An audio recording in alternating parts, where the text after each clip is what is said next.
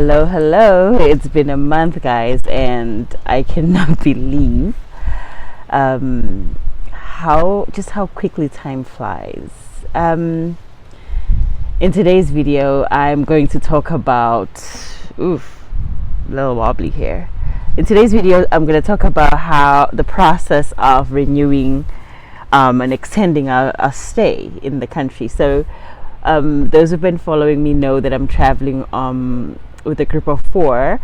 2 of us have an American passport, and 2 of us have actually there's 5 of us now. 3 people have a South African passport and 2 people have an American passport. So with Thailand, both countries, South Africa and the US, get it's not visa arrival in Thailand. We get just a stamp, a 30-day stamp when we're coming in. We go straight to immigration and we get a stamp. So we are visa free. You just get a stamp when you arrive in Thailand. And that gives you an option to extend for 30 more days. So we went through the immigration process. Now, a few things to note. When you land in Thailand, most people don't stay in one place for a long time. They either land in Bangkok, stay there for a week, then move to like Phuket or to Koh Samui, or to where we are in Chonburi. So what I've learned is that each province has an immigration office where you can go in, and it doesn't matter which city you came in through, which airport you landed in. You can just go to wherever there's an immigration office closest to you. Now, I've watched several videos about just showing up at immigration and then they just extend your visa. What I didn't know was this: you have to show up with a passport picture. You have to show up with an TM7 form already filled out. I mean, you don't have to have it already filled out. They give you one there. And then the third thing, I think the form is obvious and maybe the pictures are obvious. But the thing that really was a surprise to me was that you have to have a letter, form TM30 they call it. You have to have it, which is a letter from the landlord saying that you live there. Now, most people come in and stay in hotels, so that's not an issue, because automatically when you land and you get into a hotel, they give you they take your passport and then they do that process behind the scenes. You don't even know that it's being done, where the place that you're staying in reports to the government that this particular person, they call us aliens when you travel, this particular alien is staying at our establishment. So should you do anything wrong, should people be looking for you, there's a record on the system, in the system that was inputted by the hotel to let the government know where you are staying at any given time. Now, this is to combat terrorism and crime, so people always know where you are at any given time. Great. What I did not know was that when I landed and then went to the hotel and then moved from the hotel to an Airbnb, I was supposed to ask my landlord. I think every landlord knows, every Airbnb owner is supposed to do this when you get into their home. Now, when we checked in, they took all our passport pictures, and so my assumption was that they need to have record just in case we trash the house, and they kind of know like who we are and stuff like that. What I didn't know was that they were supposed to use those passport pictures to go on a website, a government website, and report that these people are staying in our unit.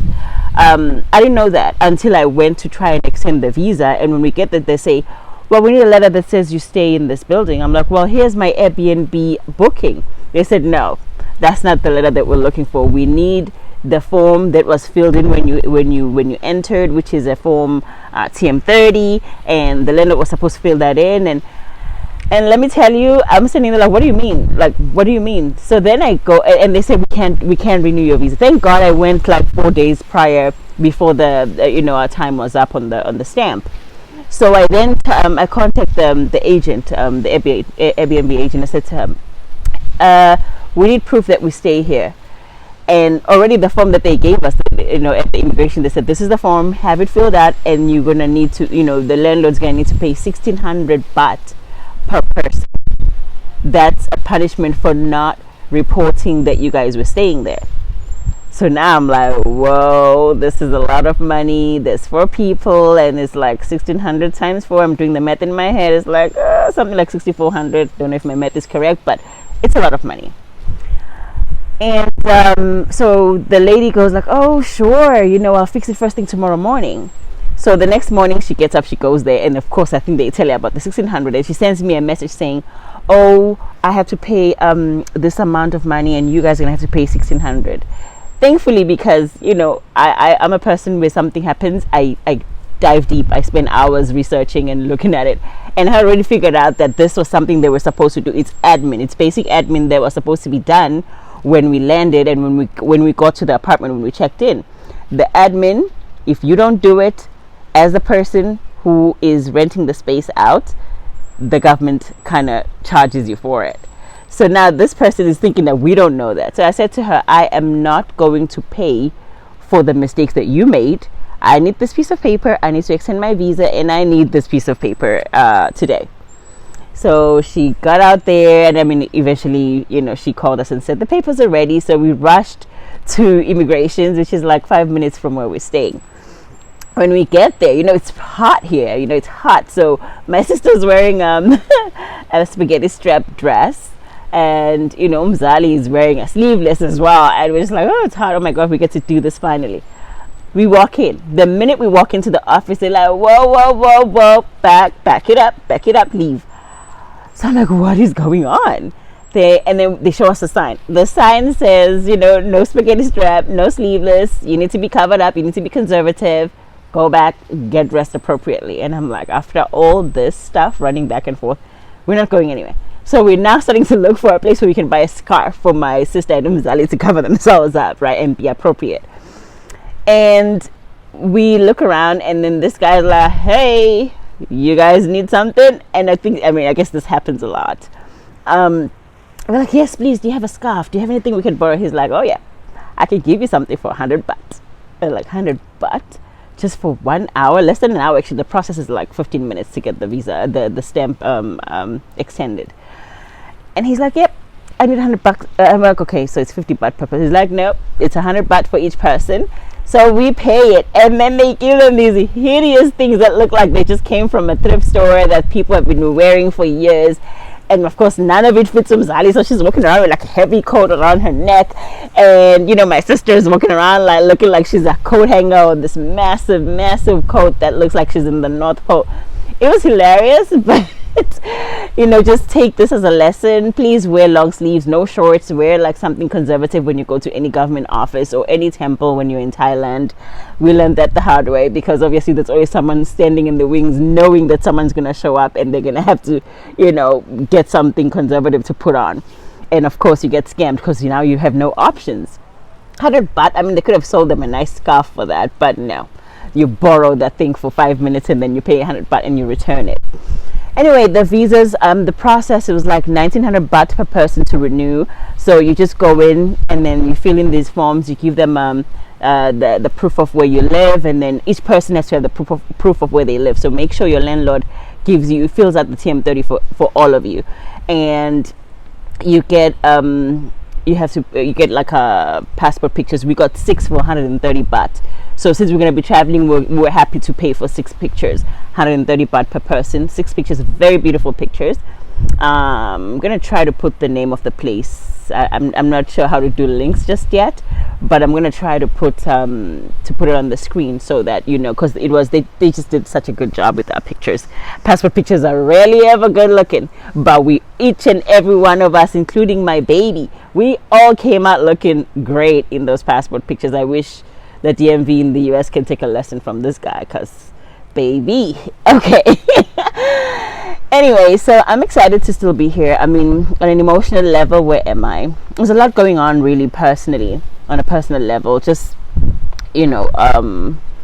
everyday stuff, family stuff, things that I'm concerned about, things that we're gonna be trying to fix. But other than that, these are just growing pains. It's a lot going on. But in terms of business, there is definitely a way forward. I see exactly. I know I made a good decision coming here. I know 100% that I made a decision coming here, because even with everything that's going on a personal level, everything that I came here to do, it's been confirmed that it is achievable. So with that said, we're still on.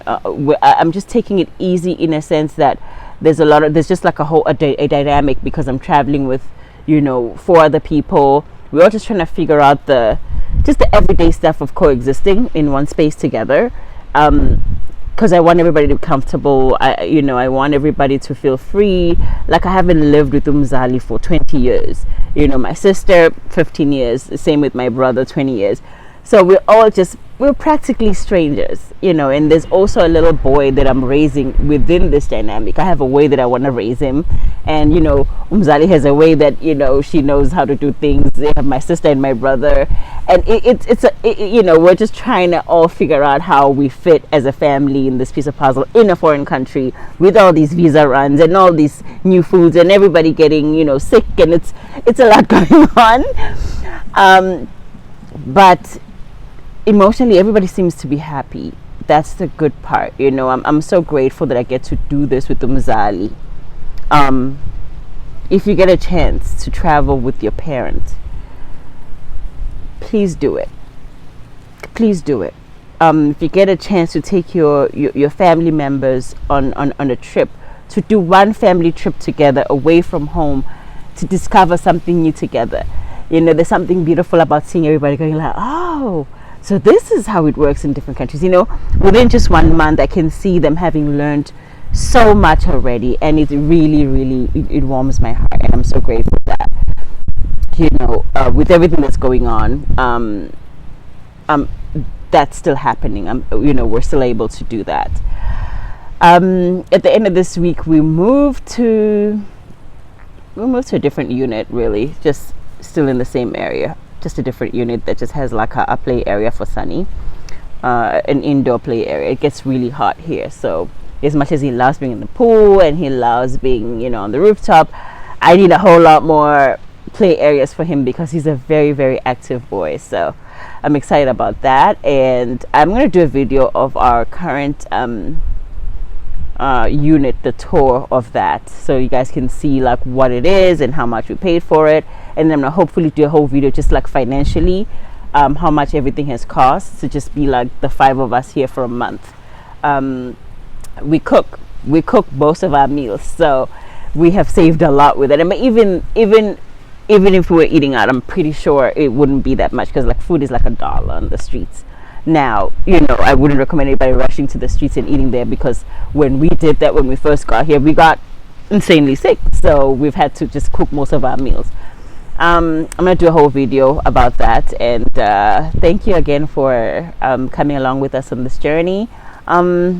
Please consider subscribing if you like this content. Share, tell your friends about us. It's like a crazy black family traveling through Southeast Asia. We're here, and I keep recording these videos, even if sometimes I feel exhausted, because I'm not good at this stuff. But I feel like there always has to be a point of view of someone who looks like you, and there isn't a lot of that. There's a lot of everybody going like, trying spicy food in Thailand. There's no one really who looks like us, who's traveling as a black family throughout Southeast Asia. So if you've considered taking your family on an extended 1, 2, 3 month travel experience, I think you might enjoy what the content I put on in this channel. So thank you all for coming along on the journey, and take care. Bye.